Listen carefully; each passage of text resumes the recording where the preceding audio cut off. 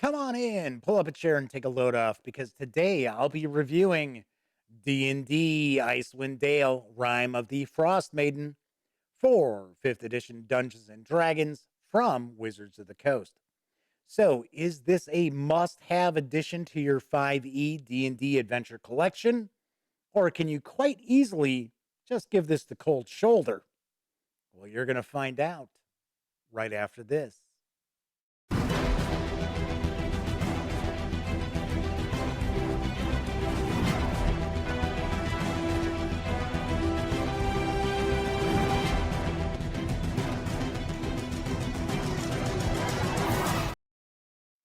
Howdy, howdy, howdy, gang. Yes, I'm Jeff McAleer back once again as your host here at the Gaming Gang channel.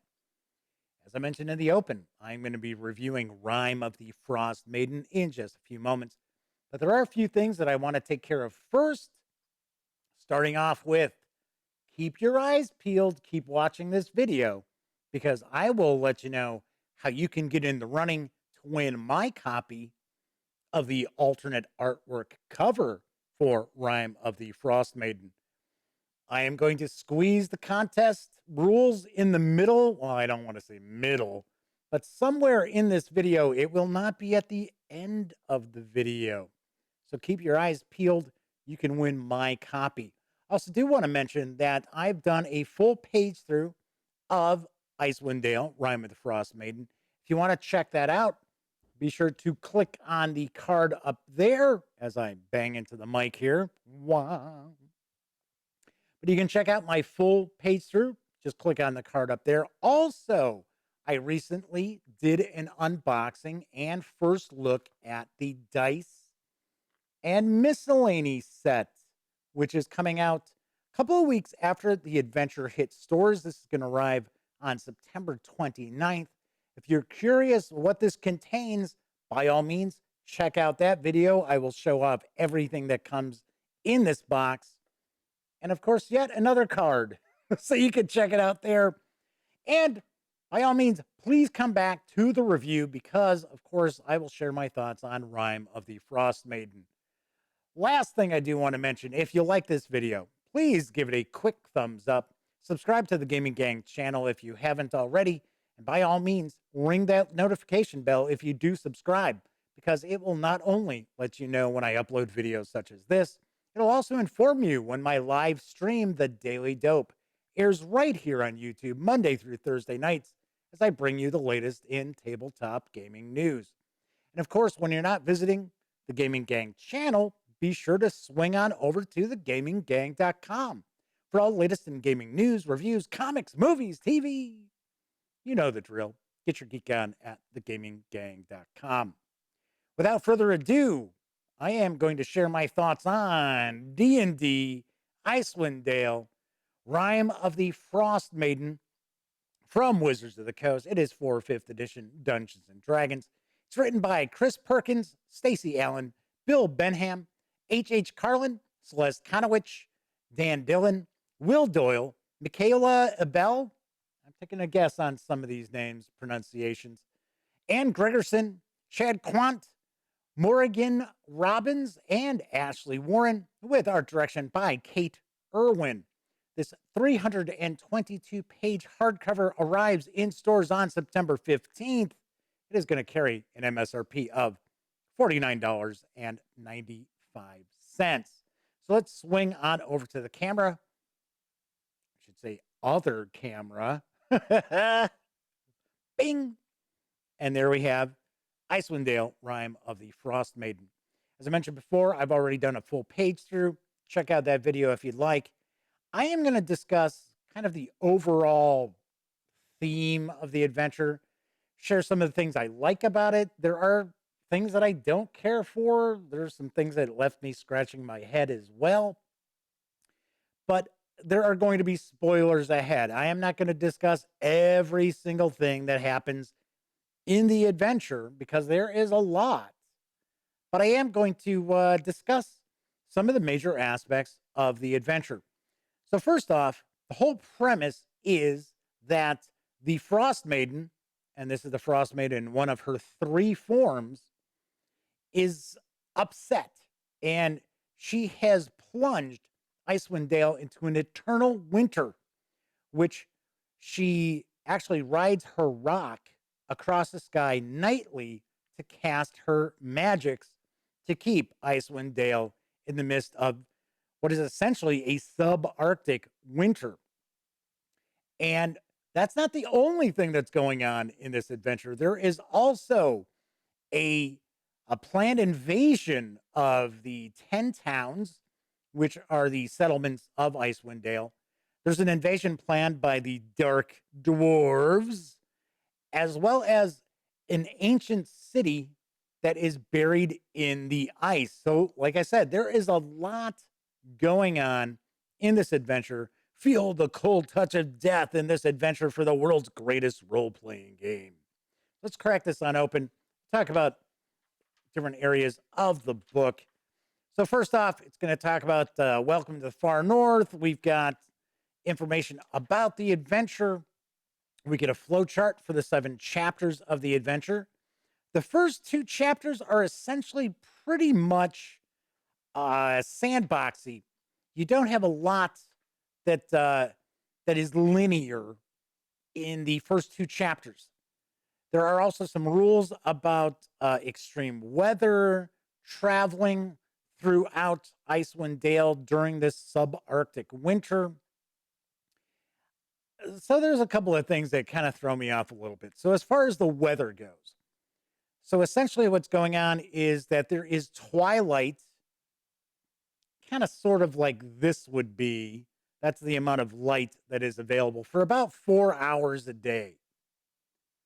The rest of the time is darkness unless the moon is out or when the Frost Maiden rides across the sky, she leaves kind of an aurora borealis behind. So that's kind of it for the lighting.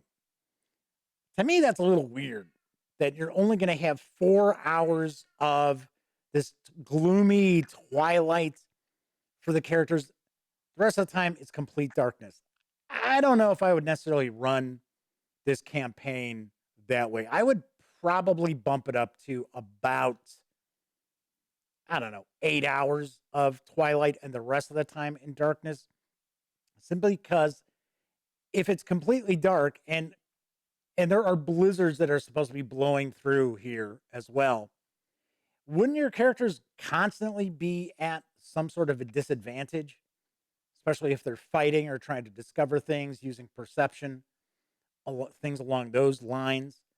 Also, one aspect of the weather that seems pretty funky is that supposedly the the temperature is supposed to average minus 49 degrees Fahrenheit, but the temperatures can drop by more than 80 degrees from that, which would essentially be putting you at minus 129 degrees Fahrenheit, which is pretty close to the coldest temperatures ever recorded here on Earth. I don't know if I'd be going that cold.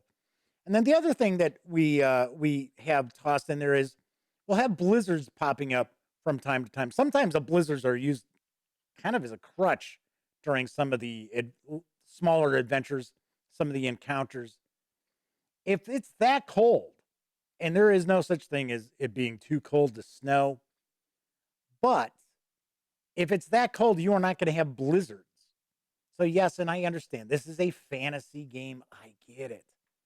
But essentially, what you're looking at is really, for the most part, you've got two weather events basically: subarctic cold, blizzards, and that is kind of essentially it as far as the window dressing for Icewind Dale.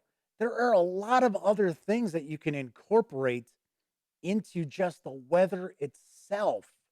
And I would definitely recommend dungeon masters out there just do a little research. Go online, take a look at what life in Antarctica is like.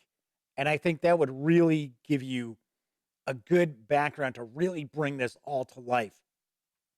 For the most part, I find The cold weather, the extreme weather, the blizzards, sort of meh. I mean, I want more detail. I want more detail. And once again, like I said, if you think about it, Antarctica is essentially a desert of ice. It doesn't snow that much in the Antarctic, about 10 inches of precipitation every year. So you don't have blizzards. All right, so we start off, and the player characters, there is really no hook to get them involved in this. You could roll up characters that are from Icewind Dale, they're from the 10 towns. You can have that option available to you. You can have characters that come from elsewhere and they find themselves in Icewind Dale. Thing is, we don't actually get a hook. It's kind of like, well, that's just left up to the dungeon master, however you want to do it. If you want to have the players create characters who are from the area, there's some rules involved with that. But for the most part, you're kind of just thrown in. And I'll be very honest, that's one of the things that kind of underlies a vast majority of this book is there just seems to be, I don't want to say lazy, but it seems to be kind of lackluster or uninspired design going on with some of this. So we start off, and there are the 10 towns. We get information about each of the towns. Some are larger than others. Some are actually really good sized towns. And each town is going to pretty much offer the player characters some sort of adventure. Probably session, maybe half session long adventure, depending on what they do. We get maps for each of the towns as well. We get some important people of the towns, and then for some strange reason, just about every town we get information about the taverns. Maybe one other location, which is usually an outfitter for the characters to buy equipment at, and that's kind of it. So it's like every town has a description and a breakdown of taverns, and that's kind of it. So we've got 10 different locations. Some have only one adventure, some have multiple adventures that the characters can end up going off on. Some of the adventures are really cool. Don't get me wrong. I'm going to mention things that I'm kind of like, about.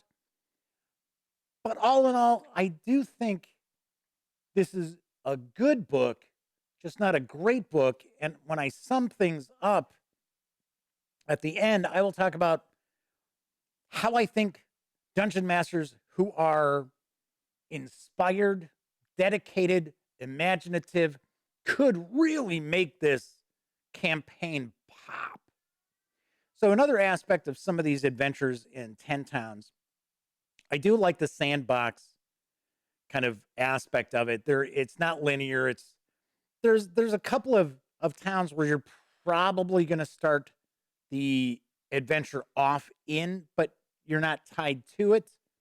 And then the characters, I should say, will travel around to the different towns. There are rumors that they can find out about, which they're actually going to explore in chapter 2. And these are, for the most part, these are really good. I really do enjoy the rumors and what lies behind them. But there are some aspects of some of these adventures, some of these missions that the players will be tasked with in the first chapter, where there's no incentive for the adventurers to take on these missions outside of the goodness of their heart. And not every group is going to be playing characters that are all happen to be good. You're going to have some neutral characters who, maybe they're looking to make a buck. There's actually one adventure where if the players ask for money or any kind of compensation, then they're basically told, you know what, forget it then. I found that kind of odd. So let me grab a quick sip here. We've got the tall tales in 10 towns. So we have these different rumors. So we'll have some new quests. This is actually this dragon is actually pretty cool. So we'll have some wilderness encounters in the second chapter, as well as some various different locations and adventures, little mini adventures, little quests that the characters can end up taking on based upon rumors they may have heard or things they possibly have learned in the first chapter. And there is quite a bit going on here. There is some pretty good detail as far as the various different quests, and there's good variety as well. It's not, once again, just like, oh well, out of the goodness of your heart, could you possibly go do this? No, much of this is the characters have heard something and they decide, hey, they want to follow up on it. So there is tons of gameable material throughout chapter 2. As you can see, we're still in chapter 2 and we're, gosh, 150 pages now. So there's a lot going on here. So next we're going to get to chapter 3. And this is where, there we go, Sunblight. Now the adventure becomes much more linear. So as I mentioned before, there are three big major things that are going on in Rime of the Frost Maiden. And one of them is a proposed invasion by the Dark Dwarves. The duergar, I never pronounced that right. So they have made their way from the underworld, and they are looking to basically take over 10 towns, destroy 10 towns, and essentially the big bad of the dark dwarves, I should say, is building this dragon. Ta-da! Out of this kind of glass-like, metallic-like material that can be found throughout Icewind Dale. So he unleashes this dragon to destroy the 10 towns.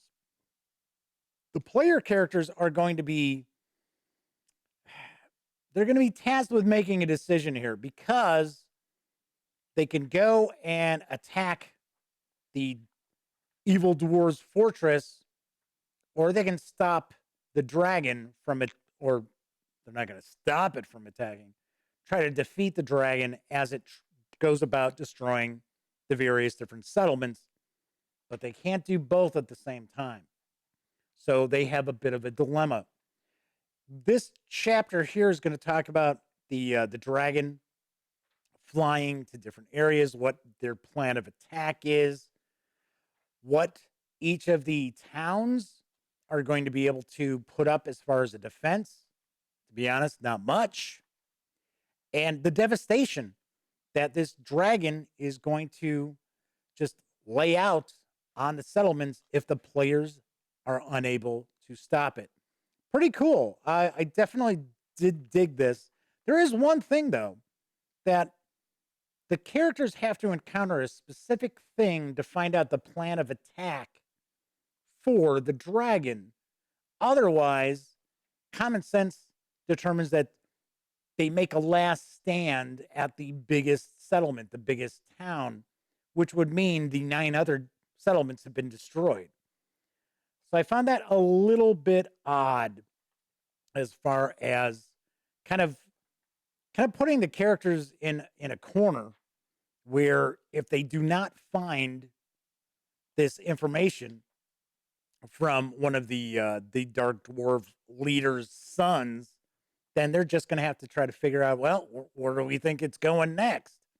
This is where the travel times kind of get wonky because in the overland travel section, it talks about how with a dog sled, the characters can cover a mile an hour If they're just walking in snowshoes, it's like a quarter mile an hour. And if they're just on foot, it's 1/8 of a mile an hour. And it's kind of like, what? A dog sled's only going to travel 1 mile per hour? That's wacky. And then each of the towns says, okay, this is how far, this is how distant it is, how many hours it'll take you to travel from one town to the other. It just doesn't jibe. It doesn't match up. It's kind of weird. And you take that into account with the dragon flying as well, because it's going to tell you, okay, well, how long does it take the dragon to get from one place to the other? And how long is it going to be at that settlement destroying everything? But the travel time is bizarre. Then we get a major NPC arrives. The N- I thought I'd interrupt my review for a moment to share with you how you can win my copy of the alternate art cover of D&D Icewind Dale, Rime of the Frost Maiden. And I'm going to make it pretty easy. 3 things. Number 1, be a subscriber to the Gaming Gang channel. That's easy peasy. Second, in the comments section, simply share with me what aspect of Rime of the Frost Maiden you're most looking forward to, either playing with your dungeon master or running as the dungeon master. And then 3, you have to live in the US. Yes, I'm sorry. I would love to be able to send this out to somebody overseas or outside the US of A. Thing is, I don't run Patreons to keep the gaming gang around or do Kickstarters or anything like that. So I really can't afford to send it out. If you are interested in winning the book and you do live outside the US, in your comment, just simply say, hey, Jeff, I'll pay for the shipping. And you're in the running. I am going to actually pick the winner on September 29th, which just happens to be the day that the Dyson Miscellany set arrives. And I will announce the winner live on the Daily Dope for September 29th. So stay tuned. All right, let's jump back to me babbling on in my review. The NPC is actually very cool. It's just weird that, once again, like I said, it's kind of lackluster design, uninspired design, that this NPC shows up out of the blue to assist the characters in going after the dragon. I don't know. All right, so then, 5th chapter, the characters need to recover some items from the island that the Frost Maiden calls her home. The characters do not have to kill the Frost Maiden to lift the magics that are keeping Icewind Dale in this eternal winter. I liked that. I thought that was pretty interesting. There is a way for the characters to actually stop the eternal winter without actually killing the Frost Maiden on her island. There is something else. There is another device that the characters can find in that buried city that will help them as well. During this chapter, and most of this chapter is pretty cool, although there are some tests that the characters have to pass. And the Frost Maiden is actually a minor god who represents the cruelty and harshness of winter. So the characters are going to discover some information about each of the tests. Just one word, like one of the words is cruelty. And then they'll end up having to pass this test. For an example, they find themselves in the midst of these nomad tribes. And the characters have to do something specific in order to pass the test. But the characters really wouldn't know what that is. And remember, all of those, not all of them, but many of the adventures in the first chapter, the characters are getting involved with in the settlements out of the kindness of their hearts because they're good. These tests require you to be pretty heartless, which just doesn't go in step with the other adventures. I don't know. Like I said, once again, there's just this underlying sort of this actually feels like this was rushed. That this book could have used another once over, cleaned up some things, tied some things together a bit better, and the adventure would be much better for it. Another aspect of this book that I find is very weird is the entire concept of experience points to level up your characters has kind of been thrown out. So, and I do understand there are a lot of dungeon masters out there like, yeah, they just, oh, you finished up this adventure. Okay, well, now we're going to make you level 2. And I get that. That's okay. But the entire concept of experience points has been thrown out. But then you run into a chapter where it says if the characters aren't a specific level, you should throw some random encounters at them. But the thing is, if you're just assigning them their levels based on what they've accomplished so far and you're not using experience points, why would you throw random encounters at them? Doesn't make a whole lot of sense. So, chapter 6 brings the characters to this glacier that they need to read this poem that they were able to receive from the Frost Maiden's island, and it's going to create an opening for them to enter the caves of hunger. Because now what they're trying to do is they're trying to track down this hidden city, this ancient city that used to float above the earth and plummeted to earth. And there's supposed to be all these just incredible magics and amazing technology and things like that there. And not only are the player characters with this important NPC trying to find the city, there are other members of this brotherhood of mages that are, for the most part, either neutral or evil, who are trying to find it as well. So, chapter 7 is the finale. This is where the player characters have found the necropolis of Ithrin. Taking a guess on taking a stab at that. I think a lot of this is really cool because this is kind of a throwback to a lot of adventures where there's interactivity. It's not necessarily everything is combat, although there is quite a bit of combat in this chapter, but there's just weird, bizarre, odd things going on. And I really, really did dig this. Now, it is possible that if the player characters have not defeated the Frost Maiden, she can show up in this city as well.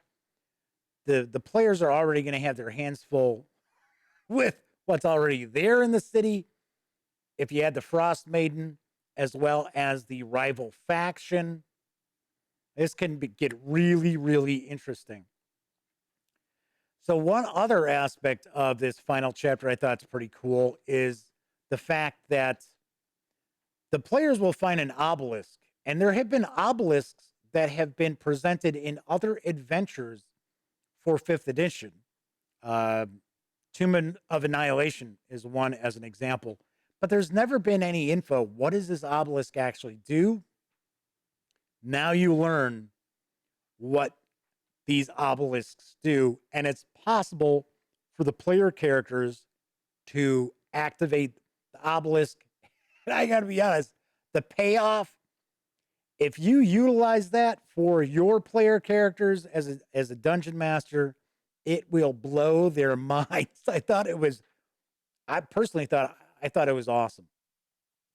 As far as what can be found in the city, kind of a little bit of a letdown. I mean, there are some magics that the player characters will be exposed to that, magic users can learn, but I don't think they're all that exciting. There is a scroll to summon this bizarre creature that is just super powerful, which the player characters probably do not want to end up doing. So, but it is fairly interesting. One aspect we get to in the later chapters is there's a lot of information that is going to be given to the player characters by NPCs. And there's a lot of things going on towards the end of the adventure and the climax of the campaign that the player characters have to rely on particular NPCs to be able to be successful. If they don't have the NPCs with them or this particular object with them, then they're going to have nearly an impossible time completing this adventure. And I think that's a little bit of weak sauce. I know most players are not big fans of NPCs coming in and stealing their thunder. And that's sort of what happens a little bit here. So we get the finale, and hopefully the player characters have been able to knock out the Frost Maiden, or at least prevent her from flying across the sky to weave her magics, and Icewind Dale will eventually return to normal. So we get some appendix. So we got some trinkets. Character secrets are pretty cool. That's if you're creating characters mainly who are from Icewind Dale, but there are some interesting secrets that characters can have that will actually have effect on various different aspects of the adventure. So I like that as well. So then we get into Appendix C, which has different creatures as well as major NPCs. My understanding is I think Wizards of the Coast was talking about that this is probably going to be the largest bestiary that has been included in an adventure. And there is quite a lot in here. Some of it a little bit kind of make you scratch your heads. Like there's stat blocks for foxes, hares. Now there are cool creatures as well. The Chwinga, the nature elementals. I think those are pretty cool. The cold light walkers are nice. Frost druids. I guess frost druids are okay. One aspect of the adventure too that you'll run across is that these frost druids have awakened animals. So you run into it a lot. In fact, I think there's too many of them included in the adventure where the players run across these awakened animals that have intelligence of 10. They can communicate in common. And a few times I think that would be really cool, but I think it's overused a little bit as far as this goes. All right, so we've got a variety of new creatures. As you can see, the bestiary is fairly long. We have the sperm whale. I know there are people out there, why would they include a stat block for a sperm whale?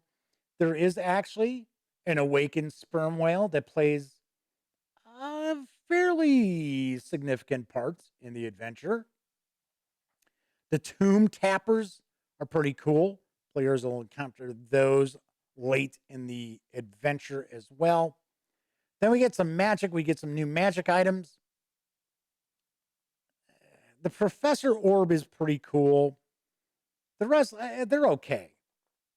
As far as new spells, there are 3 new spells.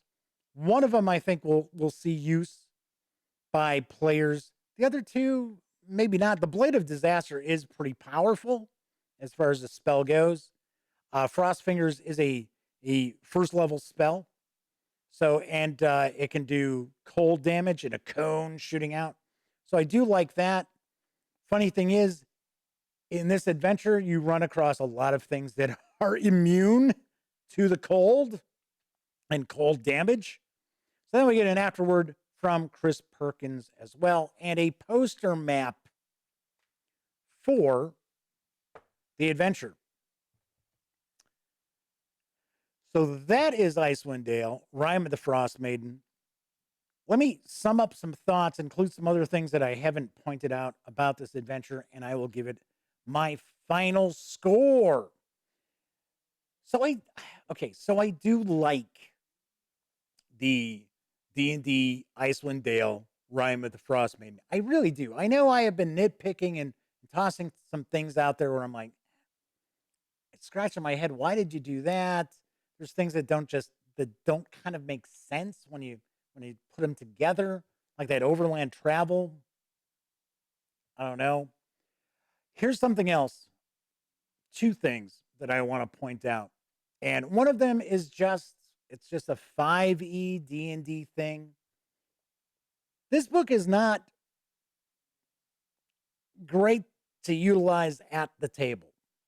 And it's because you're going to sit there as a dungeon master paging back and forth from what's going on back to the appendix for the creatures. It's, I know I've said this in other reviews as well. It's just not intuitive to use at the table. It makes the dungeon masters out there have to put in a little more work than they should have to. Hopefully, maybe a few years from now, when the fine folks over at Wizards of the Coast decide they're going to do a 6th edition of D&D, they will finally realize that it is much more useful to put the stat blocks of monsters and NPCs right there in the adventure where they're being used, not to just put them all in the back in an appendix. Speaking of the back of the book, kind of surprised, no index either. Like I said, I just get the feeling that this was kind of rushed. One other aspect of the adventure that I'm not too keen on is there are a lot of combat encounters where essentially it's just the characters open a door, there's whatever's in that room or area, what have you, and it attacks. Not a lot of parlaying. I mean, there are points in the adventures where you could parlay with monsters and other humanoids and things like that. Yes, it does exist. But in my opinion, I think there's just a bit too much of the it's just going to be combat no matter what. There's no getting around it. If you open this door, you walk into this area, whatever, there's going to be a fight. Also, very little about the tactics of the combatants, of the enemies, is ever discussed. There's a couple of points where there's a couple of combat encounters where there's some discussion of, well, what will the enemies do? But for the most part, it is just simply, okay, they attack, and it's up for the dungeon master to kind of decide what kind of tactics will they use. Of course, once again, going and doing a deep dive into the stat blocks usually can help you out in that area, but not always. Overall, I really do like the underlying adventure for Rime of the Frost Maiden. I like the fact that you don't necessarily have to kill the Frost Maiden, which it wouldn't be permanent anyway. But I do like the fact that there are a variety of different ways that you can lift this eternal winter from Icewind Dale, and you don't necessarily have to kill the Frost Maiden to do it. So I like that. There's a lot of different adventures and encounters within that I really do enjoy. There's some that are really fun. There's some that could be pretty intense. Once again, a lot of this has to do with the kind of dungeon master you've got. So on a scale of 1 to 10, I do give D&D Icewind Dale, Rime of the Frost Maiden. Keep going back and forth. Do I give it a 7, 7.5, 7, 7.5? Because I think as a whole, it's good. It's just not great. And I don't think that this is going to be like the greatest D&D adventure ever made for 5th edition. Truthfully, it could have been. It really could have been. I am going to finish up. I'm going to give it a 7 out of 10. I think it's worth a purchase. I do want to point out, if you are a brand new dungeon master, if your players are brand new to D&D, don't be running them through this first. Don't recommend that. But I do think it deserves a place in your collection, especially if you're interested in more of an Arctic setting and things like that. So there you have my review. There was one last thing that I do want to show you. I've had a few people ask, what was the dice set that I received from Wizards of the Coast? And we're not talking about the dice and miscellany. If you had watched the Daily Dope, my live stream, I was showing off some of the goodies that Wizards of the Coast had provided. Just, little extras. There's like a couple of notebooks and things like that. And got this cool dice bag with some dice. So what I'm going to do is I'm actually going to swing back to the other camera. Just real quickly, I'll show you the dice bag. I like the little ampersand right there. And then, whoops, almost rolled it right off the table there. These are the dice. And I got to be honest, I'm pretty sure that these are actually the Descent into Avernus dice. I can't tell you positively, simply because I don't have the Avernus dice anymore. I gave them to my nephew Cameron's girlfriend as her dice set. So I don't know, but I do think that these are actually the Avernus dice from their dice and miscellany set. So did want to share that because I had some folks asking, "Hey, are you gonna show off those dice that you got?" Well, there you go. Like I said, very cool little dice bag there as well. I'm not giving that away. I'm keeping that. All right. So that is it for this time out. As I like to point out, if you like this video, please give it a quick thumbs up. Subscribe to the Gaming Gang channel. If you do,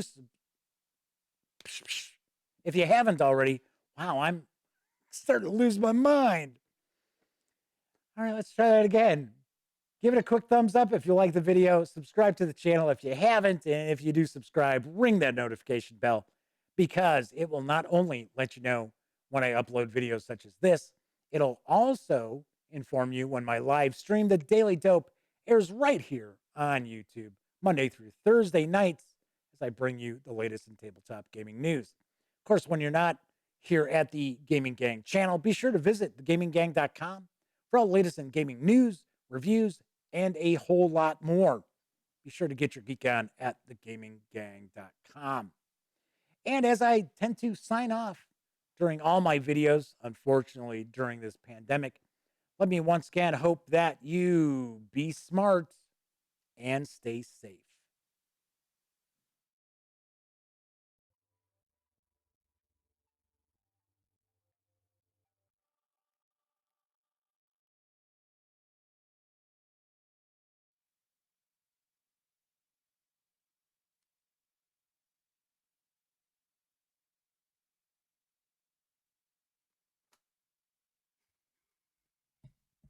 Oh, you're still here. Well, once again, thank you very much for watching this video. And of course, if you'd like to subscribe to the Gaming Gang channel, click right here. And of course, if you want to see one of the latest episodes of the Daily Dope, click right on up here.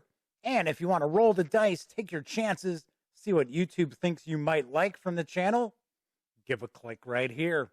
Once again, I'm Jeff McAleer, and I'll see you next time.